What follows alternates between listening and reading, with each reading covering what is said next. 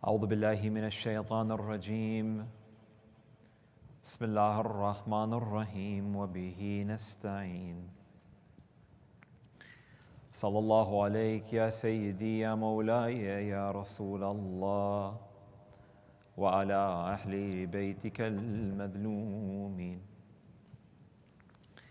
صلى الله عليك يا سيدي يا مولاي وابن مولاي يا أبا عبد الله يا رحمة الله الواسعة ويا باب نجاة الأمة يا غريب يا مظلوم يا تشان كربلاء ما خاب من تمسك بكم ولمن من لجأ إليكم سادتي يا ليتنا كنا معكم فنفوز والله فوزا عظيما اللهم صل قال الله العظيم في محكم كتابه الكريم وقوله الحق ولأصدق القائلين أعوذ بالله من الشيطان الرجيم فاصبر صبرا جميلا آمنا بالله صدق الله العلي العظيم صلوا على محمد.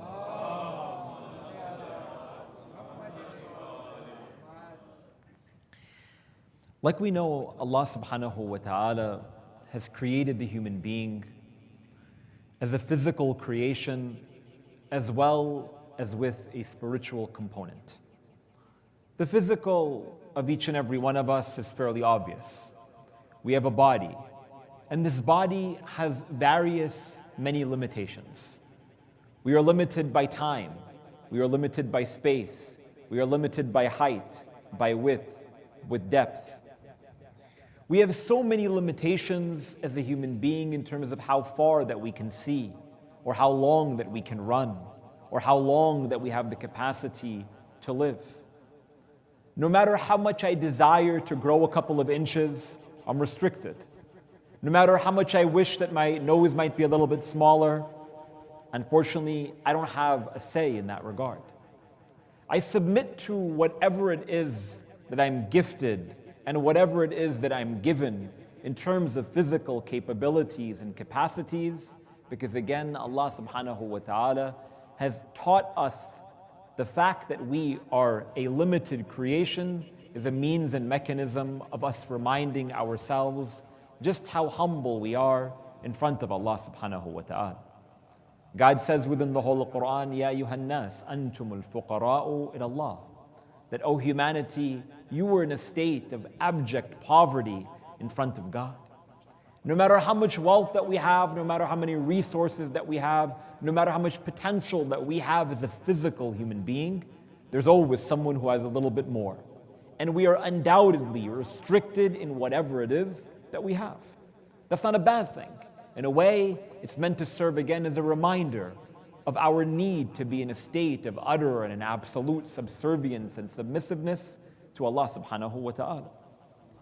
But alongside with this physical, Allah subhanahu wa ta'ala has also created for us a metaphysical. Along with this physical, we are also intrinsically linked toward that which is spiritual.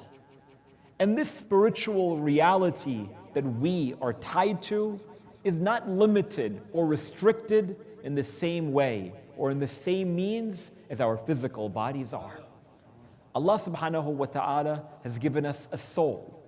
This soul is the I, the essential me, the you, behind any and every single one of who we are.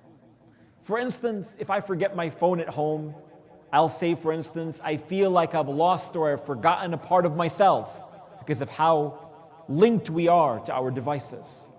If we lose a limb, we might say that I feel like I've lost a part of myself. But at the end of the day, if I forgot my phone, or even if, God forbid, I lost a limb when I was walking out of the masjid, in reality, I haven't lost a part of who I am. I am still who I am. I'm still the father to my children, the husband to my wife, the child to my parents. I still hold the same rank in my community, amongst my friends, in my social circle. I'm still Faiyaz, the son of Ibrahim Jaffer. Nothing changes. Only thing that has changed, that I've lost a small portion of something that was physically linked with me. But when I say I, when I say me, when I say you, that I and that me and that you that we speak about is not the physical, it's the spiritual. It's that soul that Allah subhanahu wa ta'ala has given to this human being. And like we know, this soul needs caring, and this soul needs nurturing, and this soul needs cultivating. In the same way that the body requires a sense of care, and the same way that the body requires a sense of cultivation, oftentimes the human being is very negligent when it comes toward their spiritual component. It takes time and it takes effort. The physical body, we train it by exercise. We train it by how many steps we take in a particular day. The physical body, we care for it by getting regular haircuts, by grooming our beards, by eating healthy, by doing all of these things which are not only important, but they're also recommended and encouraged within our religious tradition. But at the same time, the soul also needs to be cultivated and cared for. And the way that we go about doing that is also by exercise. Not the physical, but the spiritual, by contemplation, by reflection, by thinking and having a devotional time period during the course of our lives, in the course of prayers, in the course of supplication and dua and worship and adhkar. Coming to these gatherings undoubtedly cleanse our hearts and they illuminate our hearts and our souls. But again, once it has that sense of intentionality, that we are striving to get to exactly where we want to and where we need to be. And of course, that is in a state of closeness and proximity to Allah subhanahu wa ta'ala. I say all of this, my friends, because many a times when we read the reports, the words, the narrations of Allah subhanahu wa ta'ala, or the ahadith of the Prophet and his family, peace and blessings be upon them, many a times we fail to truly recognize and understand the uniqueness of their words. And for today's discussion, insha'Allah ta'ala, I want to reflect upon amongst the most beautiful and amongst the most moving and amongst those most important lines that has etched itself in human history as amongst the most powerful and eloquent and charismatic statements that we can extract and deduce within our tradition, but also at the same time amongst the most misunderstood. And these are the words of Lady Zainab, the daughter of Ali and Fatima, peace and blessings be upon her, when she responds to Ubaydullah ibn Ziyad, when Ibn Ziyad asks her, "O Zainab, what did you see when Allah subhanahu wa ta'ala did what He did with your brother and with your family?" To which she responds with her epic line, "Ma ra'aytu illa jamila." That, "O Ibn Ziyad, I see nothing but beauty." When we truly have a great and unique grasp of these words of Lady Zainab alayha salam, number one, it demonstrates to us the rank of the daughter of Ali and Fatima. But at the same time, it teaches us the unique station of heart and soul that Zainab alayha salam has on that day, and at the same time, lessons that we can seek toward extracting and deducing in terms of us cultivating and perfecting our own hearts and souls. So for today's or this evening's discussion, really briefly, insha'Allah ta'ala, I want to reflect upon the statement of Lady Zainab alayha salam in three different dimensions. The first dimension is in terms of how Allah subhanahu wa ta'ala describes beauty within the whole of Quran. The second dimension in terms of how we are taught within our ahadith to see beauty around us. And the third dimension toward extracting and deducing some lessons from the words of Lady Zainab bint Ali alayha salatu wassalam. Please recite one salawat.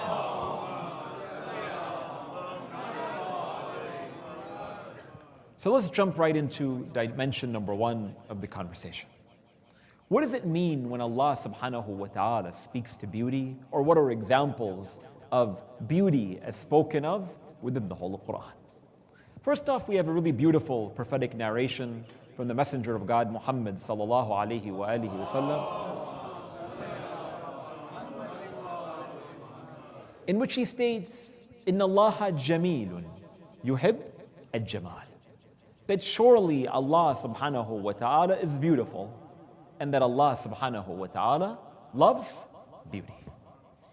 And many a times, like we know, when we read a narration like this one, the first thought that comes to our mind when we hear the word beauty or something that is beautiful is again something that only strikes the physical eye.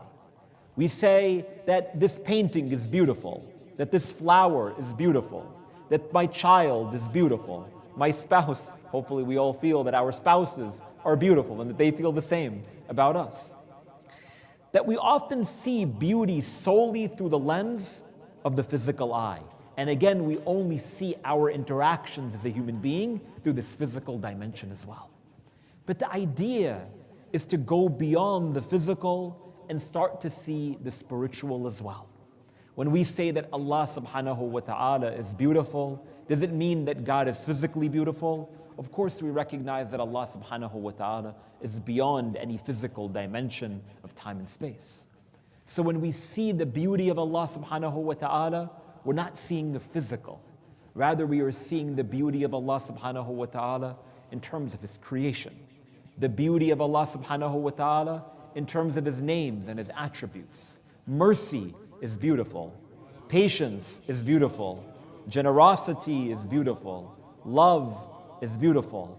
All of those most sublime and perfect and metaphysical qualities and traits, Allah subhanahu wa ta'ala, for Him, He has those most beautiful names. وَلِلَّهِ الْأَسْمَاءُ الْحُسْنَى فَادْعُوهُ بِهَا. That Allah subhanahu wa ta'ala has the most perfect of names, so call upon Him by these names.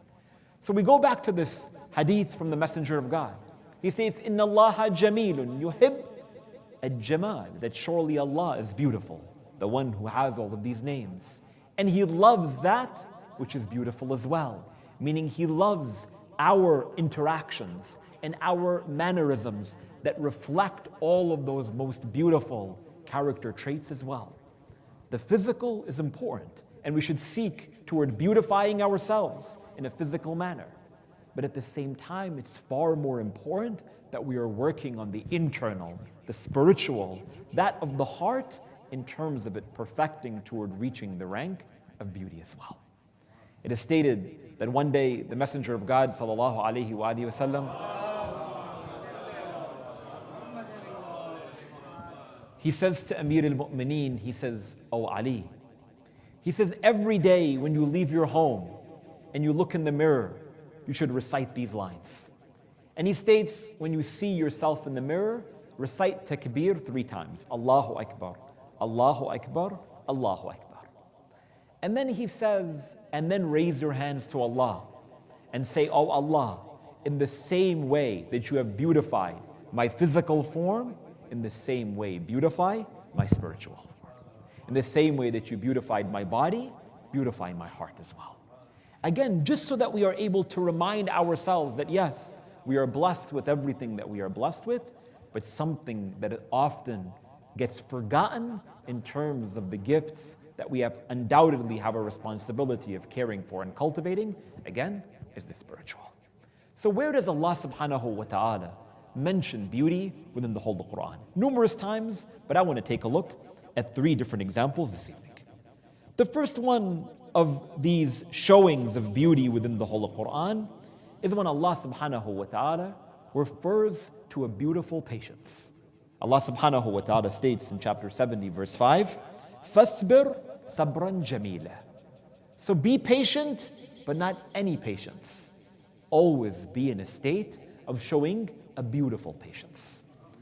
Allah subhanahu wa ta'ala says or speaks to this manner in one other verse within the whole Quran. In the story of Yusuf, salamullah alayh. In chapter 12, verse 18, Allah subhanahu wa ta'ala states, وَجَاءُوا عَلَىٰ قَمِيسِهِ بِدَمٍ كَذِبٍ قَالَ بَلْ سَوَّلَتْ لَكُمْ أَنفُسَكُمْ أَمْرًا فَصَبْرٌ جَمِيلٌ وَاللَّهُ الْمُسْتَعَانُ عَلَىٰ مَا تَصِفُونَ. It's stated that after the brothers of Yusuf, they went out with him on that day, though reluctantly, when it comes toward the perspective of their father Yaqub, they came back with a shirt of false blood. right? Perhaps they took it from a wolf, they took it from another sheep or a cow or whatever it might be, and then they brought it back toward their father, Yaqub, and they say, oh, our father, we're really sorry. Inna lillahi wa inna ilayhi raji'un. The sheep has eaten Yusuf. At this moment, Yaqub alayhi salam utters these lines that Allah subhanahu wa ta'ala quotes within the Holy Quran. He states that when they came back with this shirt, with this false blood, Yaqub says to them, he says, سَوَّلَتْ لَكُمْ أَنفُسُكُمْ. That number one, your souls have deceived you at this moment. You have distanced yourself and you have made this matter light. Meaning that you have thought of just how insignificant that your brother was in the first place. Or perhaps that Yaqub had a deeper understanding and he knew that something was up. And then it states that Yaqub alayhi salam turns himself to Allah subhanahu wa ta'ala. And he states, فَصَبْرٌ جَمِيلٌ وَاللَّهُ الْمُسْتَعَانُ عَلَى مَا تَصِفُونَ. That surely a beautiful patience is that which is needed at this moment. Why? Because at the end of the day, Allah subhanahu wa ta'ala is the provider. Allah subhanahu wa ta'ala is the caretaker. I know that God has my back at this particular moment, in our language. When it comes toward patience, every single human being at various times or another have to go through trials and tribulations, like we know. We are intrinsically bound by hardship. No matter how much someone says that no longer do I want the hardship of this dunya, in some way or another, we are tied to it, we are married to it the moment that we are born into this dunya. There's no way we can run away from that. Allah subhanahu wa ta'ala states within the Holy Quran, وَلَنَبْلُوَنَّكُمْ بِشَيْءٍ مِّنَ الْخَوْفِ وَالْجُوعِ وَنَقْصٍ مِّنَ الْأَمْوَالِ وَالْأَنفُسِ وَالثَّمَرَاتِ وَبَشِّرْ الصَّابِرِينَ. He states that we will undoubtedly, with all certainty, try you. We'll try you by your wealth, we'll try you by your health, we'll try you by the loss of loved ones. We will try you in one way or another. You cannot run away from it. So once we accept that, things become a little bit easier. But then God, He concludes this verse of the Quran and He states, وَبَشِّرْ الصَّابِرِينَ. But give glad tidings toward those who are patient. Sometimes we go through difficulty and hardship and we don't bear it patiently. We go through it. We know that we have to go through it. But every moment we are hating exactly the difficulty that we're going through. We're upset. We can't focus. We definitely don't think about God during the course of the process. And then we get to a higher level of patience, where you know that everything that you're enduring at that moment, you have to deal with it. But at the same time, you love to complain about it. You know that it's from Allah subhanahu wa ta'ala. But every time you want to, or you see someone who might listen to you, you'll say, you know what?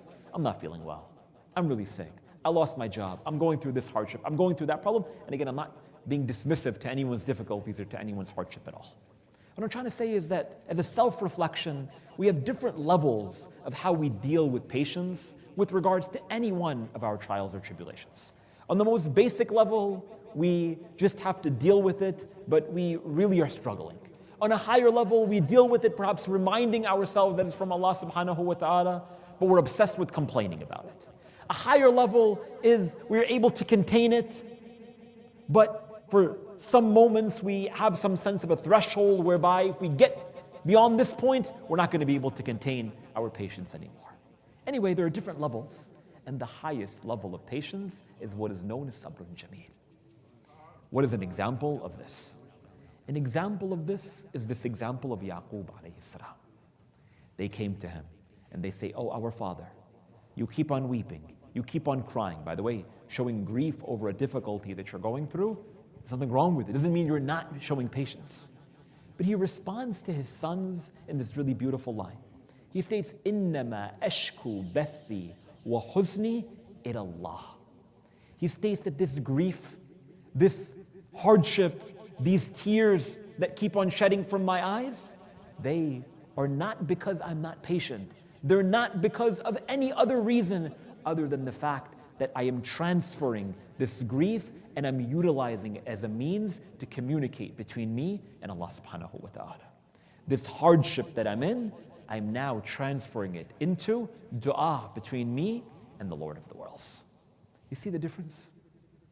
My friends, when we go through difficulty and hardship, we have to remember that in the same way that the trial came from God, Allah subhanahu wa ta'ala is the easiest means to remove that trial or to grant us the gift of patience in the midst of that trial.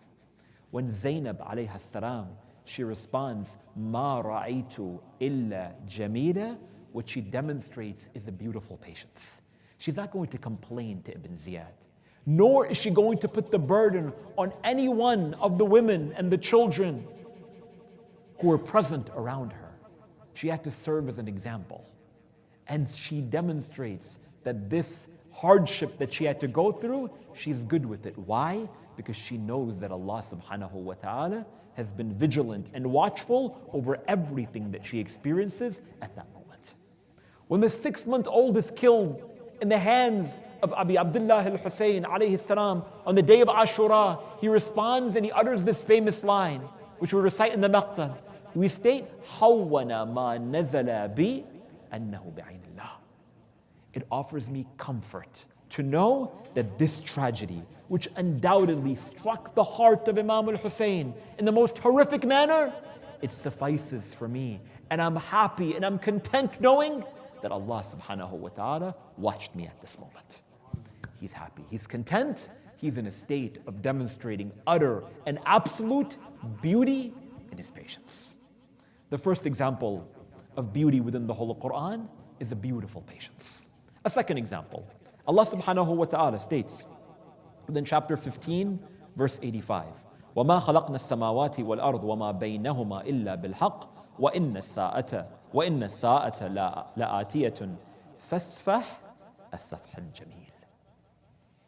Allah subhanahu wa ta'ala in example number 1 speaks to a beautiful patience. And over here in example number 2, he speaks to a beautiful pardoning, a beautiful forgiveness. Look, people hurt us all the time. We go through hardships, we go through difficulties, particularly when it comes to matters of our relationships. Relationships are tough, man. It's hard to deal with people, believe me. It's hard to deal with people. But it's so important, as Allah subhanahu wa ta'ala speaks to in this verse of the Quran and in others as well, as we're going to take a look at, the importance of letting the little things roll off. Al-mu'min hayyin wa layyin. The believer is the one who is easygoing, who is lenient. They don't allow for all of the small things in life to occupy their minds because there's bigger goals and there's bigger things to accomplish. My friends, like we know more than anyone else, particularly in light of everything that we've had to experience over the last couple of years in the midst of this pandemic, you know exactly what we had to experience here in New York, New Jersey, in this region. How much loss did we see? How much hardship? How many individuals do we know within our own families or within our own communities who were lost? Every single day in this region, somebody was passing away. We were attending funerals, talking to people every single day. Life is fragile, man. Life is really fragile. So where we can let the little things go, we let the little things go. And I know sometimes it's hard, but when it comes toward matters of pardoning or forgiving, we see that there are also different levels. The highest is safhun jameel, is this pardoning, a beautiful pardoning, a beautiful forgiveness. Let's take a look. A first level, for instance, of forgiving someone else is when someone comes to you and says, "Hey, I'm really sorry I did that." So you say, "Yeah, it's fine, don't worry about it." You say it's fine, but within your heart, you still have that animosity to that person. We experience that all the time.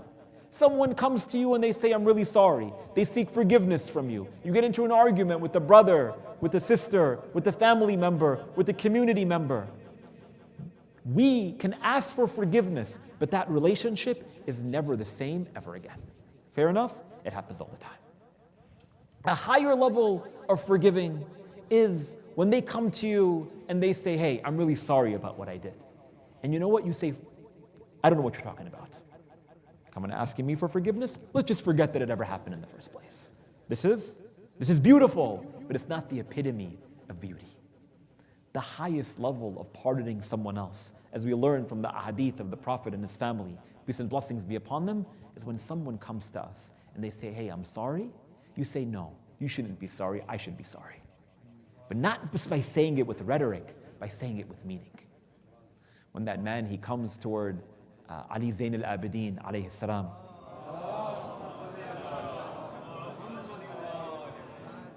and he condemns the Imam and he curses the Imam and he speaks ill about his father Hussein and ill about his grandfather Ali and Fatima and so on and so forth, what does he respond? He says, if what you say about me is true, then may Allah subhanahu wa ta'ala forgive me. And if what you say about me is false, then may Allah subhanahu wa ta'ala forgive you. Or that famous example of Imam al-Baqir, which was very, very similar. They come to him and they say, Anta Baqara. They would have a play on his name. Are you a cow? They would speak in this really, really ill manner toward the Imam salamullah alayhi. But again, he would respond the same exact way. If what you say about me is true, then may Allah subhanahu wa ta'ala forgive me. And if what you say about me is false, then may Allah subhanahu wa ta'ala forgive you. Immediately that man, he comes, he kisses the forehead of Imam al-Baqir alayhi salam, and he states, I bear witness that there is no God but Allah, and that Muhammad is his messenger, and that I swear that Allah subhanahu wa ta'ala places his knowledge and his wisdom and his authority in the hands of those who undoubtedly deserve it. وَأَنْتَ حُجَّةَ اللَّهِ فِي أَرْضِهِ. And that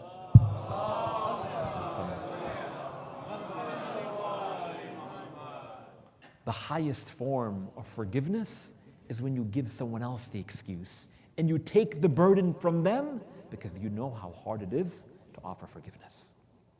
And a third example of beauty, as Allah subhanahu wa ta'ala mentions within the Holy Quran, perhaps there are others as well, but for the sake of our conversation, is amongst the most important, particularly in light of many of our community challenges today. Allah subhanahu wa ta'ala in chapter 73, verse number 10, He states, وَاصْبِرْ عَلَى مَا يَقُولُونَ وَاحْجُرْهُمْ حَجْرًا جَمِيلًا. He talks about separations between people. Sometimes relationships, they don't work out. Sometimes marriages, they don't necessarily work out. Sometimes we go through things, businesses, partnerships, whatever it might be, where you try your best, you try to bear it patiently, you try to make it work, but at the end of the day, sometimes it reaches a climax or a pinnacle, but there's no turning back from them. Last year when I was here in these majalis, by the way, quick parenthesis, I touched base upon this matter just in passing, on the issue of domestic abuse, on the issue of divorce, and how it creates a whole load of obstacles and challenges. One day when I was leaving, or during the midst of the majalis, someone said, hey, I don't think that's really a big problem within our communities. I said, no, it is a big problem. Domestic abuse and violence is a massive problem within our communities. And 2 women from this community as well, in the course of those days, had also reached out to me to speak to me about issues that they were encountering within their own community. So I say this again with intentionality and with purpose, out of love and out of care.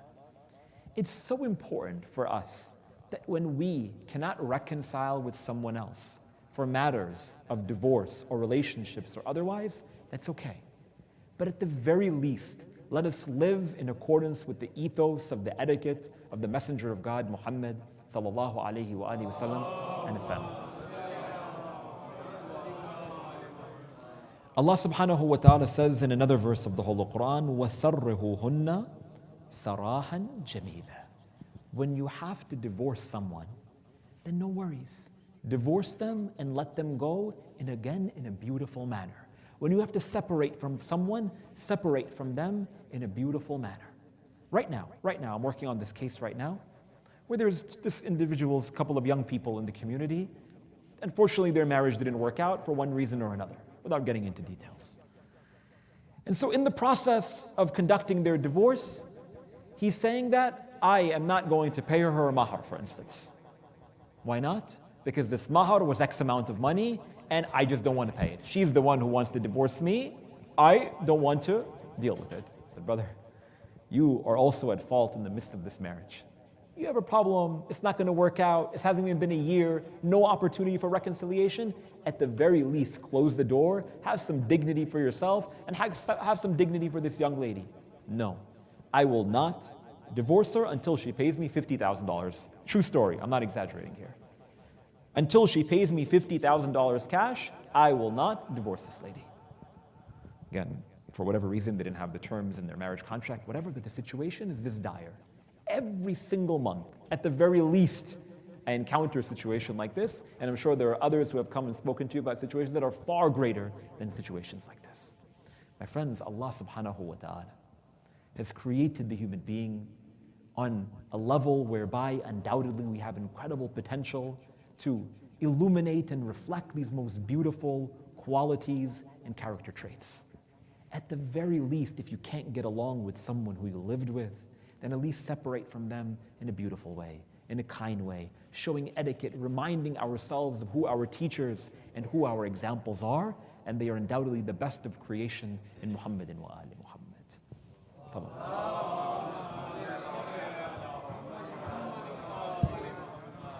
So when it comes toward beauty within the whole Quran, we see that Allah subhanahu wa ta'ala mentions a beautiful patience. He mentions a beautiful forgiveness or pardoning. And He mentions a beautiful separation, meaning do it with care, do it with love, do it with appreciation, and undoubtedly do it with some sense of affection. And that brings me then toward the second dimension. We have an understanding of how Allah subhanahu wa ta'ala speaks to beauty within the whole Quran. How do we see beauty around us as well? My friends, when it comes towards seeing beauty in the same way that Zainab alayhi salam saw beauty, at the end of the day, it starts with ourselves. If our hearts are beautiful, we're able to see beauty around us. Our eyes, our physical reality and dimension is undoubtedly intrinsically linked with our spiritual as well. If our hearts are merciful and these souls are patient, we will also consistently see patience and generosity and mercy and these beautiful quality traits in anyone and everyone else. Let me give you an example to put this in perspective before I go into some of these ahadith. You know, sometimes when we want to purchase something, we want to buy a new car, you want to buy a new house, we have this sort of, imaging within our mind of the house that we want or the car that we want to drive. We look it up online, we read about it, we ask people about it. And it occupies so much of our minds and so much of our headspace. So every time you're driving, you see the same car that you want to buy. Every time you are driving, you see the same color of the car that you want, and you wonder why. Does everyone have this car? No. Everyone doesn't have that car. But it occupies so much headspace in your mind, so your eyes are immediately intrinsically linked towards seeing that car every single time you're on the road. Is this true or is this not true? Undoubtedly it's true. Undoubtedly it's true. The same reality comes when it comes to our quality traits as well. When it comes toward the statement of Zainab alayhi salam, she states, "Ma ra'aytu illa jamila." I saw nothing but beauty. It's because the only thing in the heart of Zainab alayhi salam was beauty as well. Let me give you an example. One day it is said that Isa, Jesus alayhi salam, was in the company of his disciples. And as they're walking in the streets, from a distance, they see a dead cow. They see this dead cow. And as they're getting closer and closer to this dead cow, one from amongst the company of Jesus alayhi salam, he states that, "Oh, what a terrible smell." Another guy says, "Oh, like what an awful sight." Another one says, "Oh, what an awful whatever." And as they get closer and closer, Isa ibn Maryam, peace and blessings be upon him and his mother, he states, "Ma ashaddu abiyada asnana." He states, "And how beautiful the whiteness of his teeth." What does Isa alayhi salam see that everyone else doesn't see? Someone sees this ugly picture of this dead cow. Someone smells the awful fragrance. The only thing that Isa alayhi salam sees is the beauty of the whiteness of his teeth. Now, other than the dentists in the masjid today, right? The rest of us would see a totally different vision of what it is that they were seeing. But the reason why Isa ibn Maryam sees what he sees is because the heart of Isa alayhi salam is beautiful. So he sees the beauty at that moment. In another occasion, it is said that there was a group of delegation coming from Yemen toward visiting the Messenger of God sallallahu alaihi wasallam in Medina.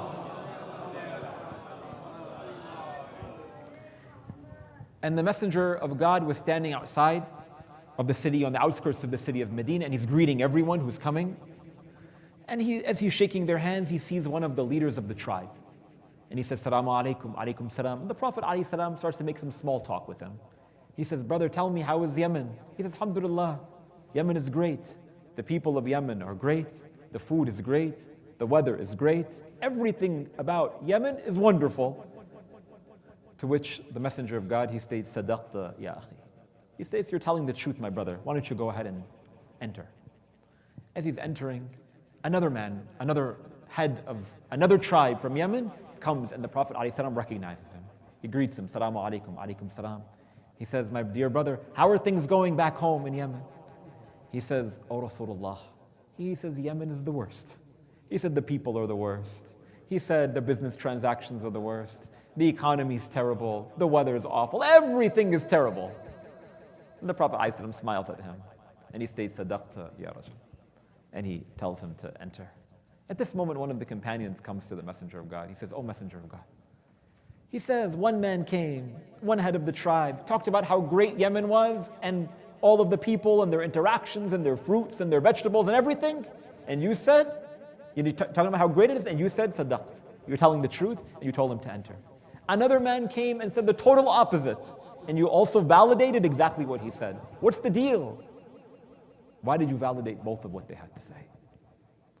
To which the Messenger of God, alayhi salatu wasalam, he states, both of them were speaking in reflection of where their hearts were at. The one who sees beauty in everyone else is because they have beauty in their hearts.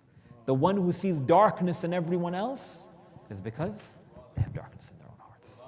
And this in itself is a barometer for how we should see ourselves. And this brings me then toward the third dimension of this discussion. When it comes toward the statement of Zainab alayhi salam, what are some lessons that we can learn? When Zainab, peace and blessings be upon her, she utters this line, Ma ra'aytu illa jamila, I saw nothing but beauty. Many people, they fail to understand exactly what it is that she saw. Because they say that, how could it be this tragedy and its magnanimity, the decapitated bodies and the dismembered limbs and everything that she had to encounter, how could it be beautiful for Zainab alayhi salam? On one level, like we said before, Zainab alayhi salam's heart was beautiful, so she saw beauty around her. On a higher level, Zainab alayhi salam was showing this notion of a beautiful, patient, sabrun jameel, whereby she was not, like I said before, going to complain to Ibn Ziyad or anyone else, but rather she knew that her grief was only a grief that Allah subhanahu wa ta'ala could understand. So she would spend that in the darkness of her nights. And when she returns back to Medina, in dua and in supplication to Allah Azza wa Jal, for her brother Hussein, and for solace in his mother Fatima, peace and blessings be upon her. And a third level, and this is super important, is the fact that Zainab alayhi salam saw beauty because she saw this as a transaction between her family, the Ahlul Bayt, and Allah subhanahu wa ta'ala. She saw this tragedy and this sacrifice as Sayyid al-Shuhada as a mechanism for not only for his memory to be etched within history, but for their rank to be given what it was in the world beyond this one. That she knew that everything that she had to endure patiently was an opportunity to reawaken this ummah. And that was a sacrifice worth making. And she knew that all it required was a couple of years of hardship, a couple of challenges that again no human being has ever seen before. But Zainab alayhi salam, she held up that pillar, which is why when Ibn Ziyad, he utters these lines and he states this question to her rhetorically, كَيْفَ رَأَيْتِ سُنَّ اللَّهِ بِأَخِيكِ وَأَهْلُ بَيْتِكِ, that what did you see, what do you think about what Allah did to you and to your brother and to your family? She states, مَا رَأَيْتُ إِلَّا جَمِيلًا, I saw nothing but beauty. هَؤُلَاءِ قَوْمٌ كَتَبَ اللَّهُ عَلَيْهِمُ الْقَتْلِ فَبَرَزُوا إِلَى مَضَاجِعِهِمْ, that Allah subhanahu wa ta'ala has written death for them, so they rushed toward their places of death. They weren't worried, they weren't concerned, because they saw Allah subhanahu wa ta'ala around them. وَسَيَجْمَعُ اللَّهُ بَيْنَكَ وَبَيْنَهُمْ فَتُهَاجٌ وَتُخَاصَمْ, and that Allah subhanahu wa ta'ala will allow for this moment to be repeated, meaning that there will be a moment of accountability in the world beyond this one between them and between the likes of you, O Ibn Ziyad. That for Zainab alayhi salam, she saw Allah subhanahu wa ta'ala. But it wasn't without her difficulty, and it wasn't without that hardship. And on this day that just passed us by, the first of the month of Safar, according to historical reports, is the day when Zainab and Zain al-Abidin, the family of the Messenger of God, in their greatness, in their magnanimity, in their station in the eyes of Allah, now had entered as prisoners into Sham. It is said that as Ahlul Bayt had gathered outside of the outskirts of the city of Damascus, it is stated that they were told to stand. And a call was made out from one of the ministers of Yazid ibn Muawiyah, that these are the enemies of Amir al-Mu'mineen wal-Muslimin. These are the enemies of the leader of the Muslim world. Do to them as you please. And it's stated that at that moment, celebrations began outside on the outskirts of the city of Damascus. Some began to throw rocks at the family of the Prophet of God, while others began to speak poorly to them. It is said that one man, he comes toward Ali Zain al-Abidin and he begins to speak poorly to him. He begins to curse at him. At this moment, Ali Zain al-Abidin says, "Brother, are you a Muslim?" He says, "I'm a Muslim." He says, "Do you recite the whole Quran?" He says, "Yes, I recite the whole Quran." He says, "Have you ever recited the verse, قُلْ لَا أَسْأَلُكُمْ عَلَيْهِ أَجْرًا إِلَّا الْمَوَدَّةَ فِي الْقُرْبَى." He says, "Of course I've recited that verse." He says, "Then know that we are qurba of Rasulullah. We are the family of the Messenger of God who you are commanded to love." At this moment, this man says, "Who are you?" He says, "I am Ali, the son of Hussein, the son of Ali. I am the grandson of the brother of Rasulullah sallallahu alayhi wa alihi wa sallam." At this moment, some commotion begins, but not before one more opportunity and one more call is made out that these are the enemies of Yazid ibn Muawiyah. At that moment, once again, rocks begin to pour upon the family of the Messenger of God. It is said that one man, he throws a torch that was lit with fire onto the head of Ali Zain al-Abidin. The Imam tries to remove it, but his hands were shackled and they were tied. It is said that a few moments later, a man by the name of Minhal, who recognized Imam Zain al-Abidin, he comes toward him, alayhi salam, and he states, "Yabna Rasulullah, is this you?" He says, "Oh Minhal, yes it is." He says, "What happened to your father?" He begins to tell him some of the tragedy of Karbala, but then he says, "Oh Minhal, can you bring me a piece of cloth?" Minhal says that I left at that moment thinking perhaps that Imam Zain al-Abidin wants to make sujood, wants to pray to Allah subhanahu wa ta'ala. At this moment, he says that I went to the marketplace, I brought back a piece of cloth, I went to Zain al-Abidin. At that moment, I said, "Oh Ali ibn Hussein, what can I do with this cloth for you?" He says, "Oh Minhal, help me remove these chains and these shackles on my wrist." At that moment, Minhal lifts it. Zain al-Abidin says, "Ah." At that moment, Minhal says that I saw gushing coming out of blood from the wrists of Imam Zain al-Abidin. He says, "Please place this cloth under them because this pain is truly hurting me at this moment." It is said some moments later that this family, these children of Rasulullah, they are entered as prisoners into the court of Yazid ibn Muawiyah. At this moment, again, celebrations ensue. At this moment, it is said that there was one lady. Some say that she was the wife of Yazid ibn Muawiyah, while others say that she worked within the court of Yazid. Her name was Hind. She goes toward Zainab alayhi salam and she says, "Oh lady, tell me, where are you from?" At this moment she says that we are prisoners that have come from Medina. At this moment, Hind says that, back in the day I used to work in Medina. Tell me about the family of Rasulullah. Tell me about the family of Ali. At this moment, Zainab alayhi salam, she says, "Oh lady, what is your name?" She says, "My name is Hind." At this moment, Zainab recognizes her. She says, "Oh Hind, if you are looking for Abul Fadl al-Abbas, then look up at that spear and you will see the head of Abul Fadl al-Abbas." At this moment, she begins to cry. She says, "Tell me about Hussein." At this moment, it is said that Zainab alayhi salam says, if you ask me about Hussein, then look up at that spear. At the top of that spear is the head of Aba Abdullah al-Hussein. At this moment, Hind begins to cry. She says, then tell me, where is Kulthum? Where is Rabab? Where is Layla? She turns around and she says, there is Kulthum, and there is Rabab, and there is Layla. At this moment, she is confused. And she says, then tell me, where is Zainab, the daughter of Ali and Fatima? At this moment, Zainab alayhi salam says, oh Hind, look who you're looking at. I am Zainab, the daughter of Ali and Fatima. This is the way they entered into Damascus, my friends. But let me fast forward to the day when they returned back to Medina.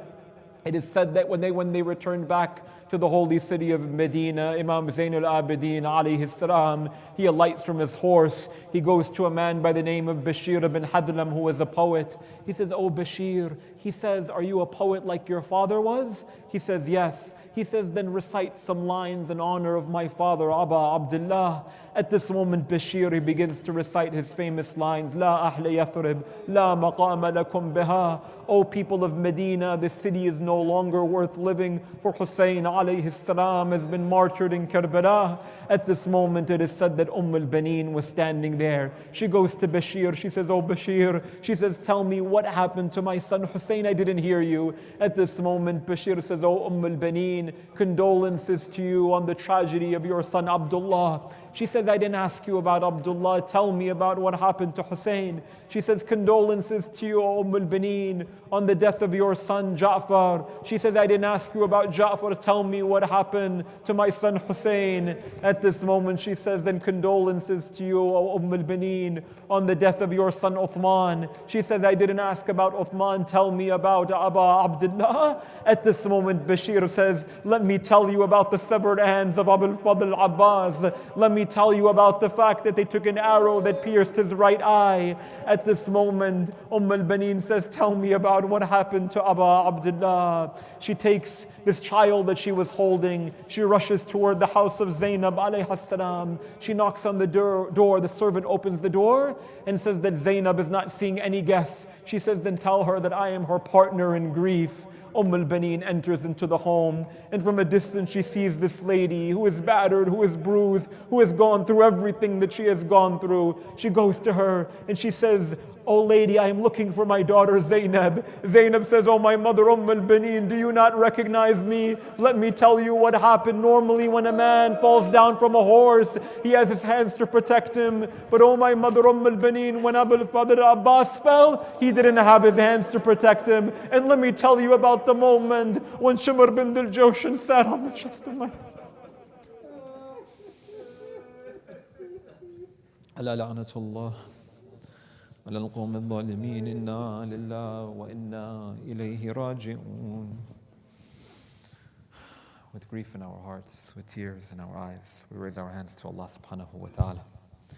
We ask Allah subhanahu wa ta'ala to grant us a life that resembles the life of Muhammadin wa Ali Muhammad, and a death that resembles the death of Muhammadin wa Ali Muhammad. We ask Allah subhanahu wa ta'ala to give us the ability to see beauty in everything around us. And we ask Allah subhanahu wa ta'ala to clean and purify our hearts by our love of Muhammadin wa Ali Muhammad.